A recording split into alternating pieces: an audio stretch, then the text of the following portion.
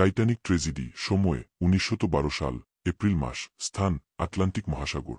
হতভম্ব মানুষের ভিড়ে এক বৃদ্ধ দম্পতি আইসিডোর ও আইডা স্ট্রাউস হাত ধরেই হাঁটতে রইলেন। তাদের জন্য লাইফবোটে জায়গা ছিল, কিন্তু আইডা স্ট্রাউস স্বামীকে একা রেখে যেতে অস্বীকার করলেন। মৃদু কণ্ঠে আইডা স্ট্রাউস স্বামীকে বললেন, যেখানে তুমি সেখানেই আমার শেষ। দুজনেই টাইটানিক জাহাজের ডেকে বসে রইলেন। তীব্র ঠান্ডা বাতাসে চারপাশে উঠছে ঢেউ, জাহাজ কাঁপছে তলিয়ে যাওয়ার আগে। চারপাশে জীবন বাঁচানোর চিৎকার, কিন্তু তারা বেছে নিলেন ভালোবাসার শেষ মুহূর্ত একসাথে কাটাতে। যখন টাইটানিক জাহাজ বরফঠান্ডা সাগরের তলায় তলিয়ে গেল, তাদের হাত এক মুহূর্তের জন্য আলাদা হল না। জাহাজ ডুবে গেল, কিন্তু তাদের ভালোবাসা থেকে গেল সময়ের ওপারে ভেসে থাকা এক গল্প হয়ে।